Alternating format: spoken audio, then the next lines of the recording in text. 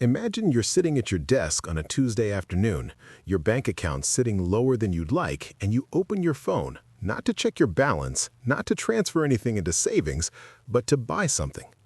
Maybe it's a jacket you don't need. Maybe it's a skincare set, a video game, a piece of jewelry. And as soon as you hit confirm order, something happens in your body. A tiny rush, a flicker of warmth, and then almost immediately after, a quiet, creeping guilt. Sound familiar?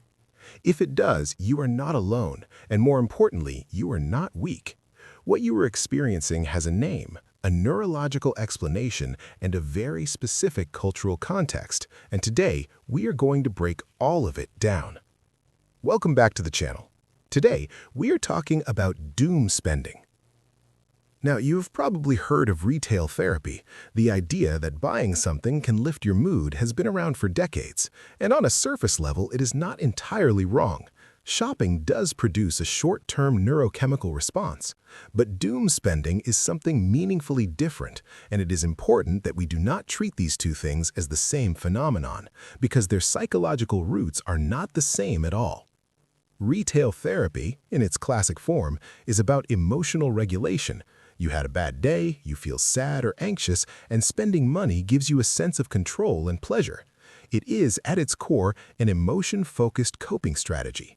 But doom spending is not just about mood, it is about something deeper.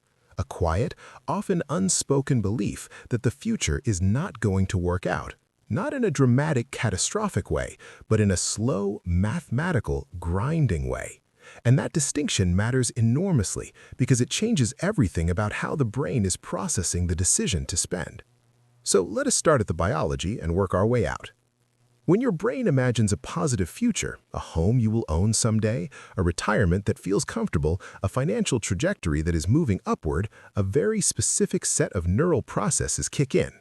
At the center of this is something called long-term potentiation, or LTP.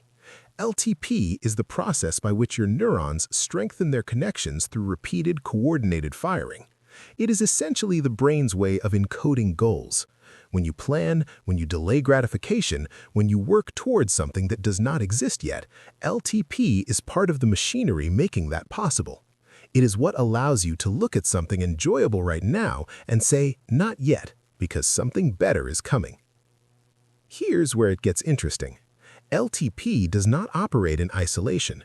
It is deeply tied to something called the prefrontal cortex, the region of the brain responsible for executive function, planning, impulse control, weighing long-term consequences against short-term rewards. And the prefrontal cortex is remarkably sensitive to something psychologists call perceived efficacy. That's a technical term for a very simple feeling, the sense that your actions are connected to your outcomes, that what you do today will actually matter tomorrow. When perceived efficacy is high, the prefrontal cortex is engaged. You plan, you save, you imagine a future self, and you work on behalf of that person. This is the neurological foundation of what we broadly think of as responsible financial behavior. But here's where the story changes for millions of younger people right now. Because research consistently shows that when the brain does not believe its efforts will produce results, when the connection between action and outcome feels broken, the prefrontal cortex begins to step back. And in its place, a much more ancient and reactive part of the brain takes the wheel. We are talking about the limbic system, and specifically the circuitry around reward and threat processing. And what this produces is a well-documented cognitive phenomenon called present bias. Present bias is not a character flaw. It is not laziness or irresponsibility. It is a predictable neurological response to a perceived threat environment. When the future feels dangerous or impossible rather than promising, the brain, quite rationally from its own perspective, stops optimizing for the future and starts optimizing for right now. The logic is almost evolutionary. If tomorrow is uncertain, the only sensible thing to prioritize is today. And this is exactly what is happening at a generational scale with doom spending. Study after study over the last decade has documented the financial anxiety of millennials and Gen Z in striking detail. Home ownership rates have dropped sharply compared to previous generations at the same age. The ratio of median home price to median income has nearly doubled in many major cities since the 1980s. Retirement savings are being delayed, reduced, or abandoned outright, not because young people are frivolous, but because the mathematics are genuinely different. You cannot save your way to a down payment on a median-priced home in a major city while paying rent that often exceeds what your parents paid for a mortgage. The numbers simply don't work the way they used to, and a growing number of people, consciously or not, have done that math. And when the brain does that math and comes up negative, something shifts. The future stops feeling like a reward worth waiting for and starts feeling like a source of stress. And under chronic stress, present bias deepens. The prefrontal cortex, already under-resourced from financial anxiety, hands more and more decisions over to the limbic system. And the limbic system, looking at a choice between abstract future security and a tangible present pleasure, is going to choose the pleasure almost every time. That is not weakness. That is neuroscience.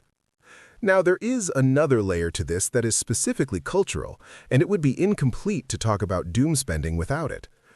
The environments that Millennials and Gen Z have grown up navigating are the most intensively curated commercial environments in human history. Social media did not just change how we communicate, it fundamentally rewired the social comparison process.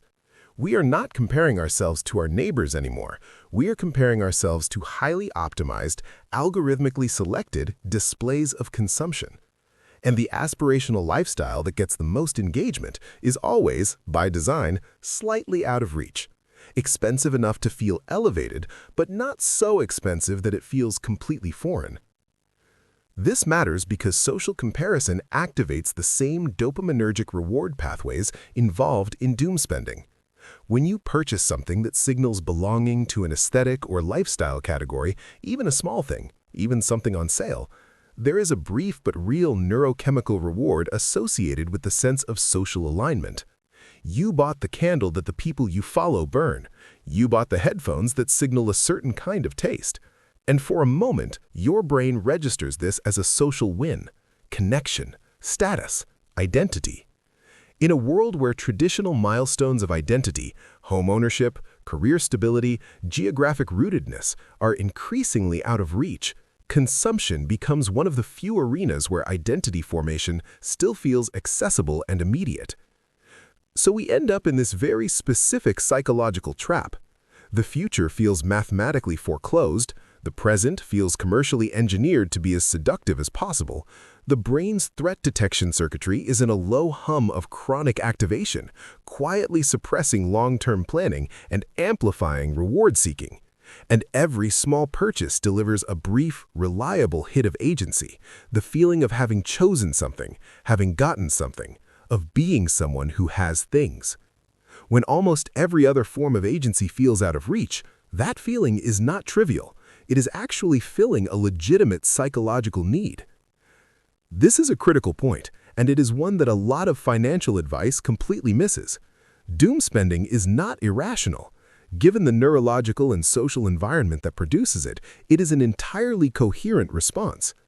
Telling someone who is experiencing it to simply save more money is a bit like telling someone who is hyperventilating to just breathe normally. The advice is technically correct and completely useless because it does not address the underlying state producing the behavior. What research in behavioral psychology suggests is actually effective is working with the brain's present bias rather than against it. One approach is something called temporal self-continuity exercises, interventions that help people build a stronger subjective connection between their present self and their future self.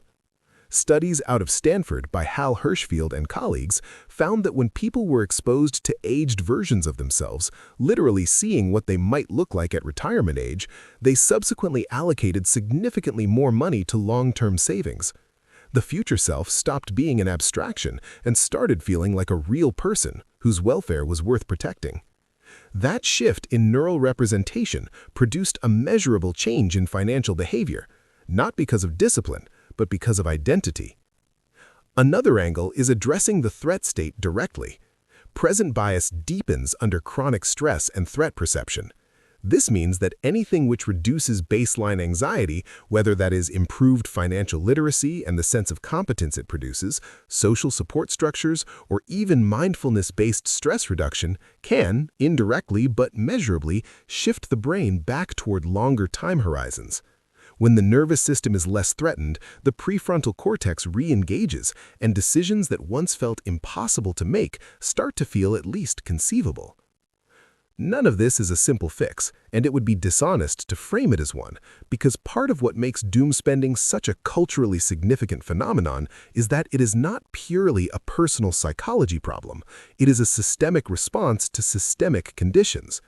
The stress that fuels present bias is not imaginary. The mathematical barriers to traditional financial milestones are real, and any account of this phenomenon that places the full burden of change on the individual without acknowledging the structural environment that produced these behaviors is both psychologically inaccurate and, frankly, a little unkind.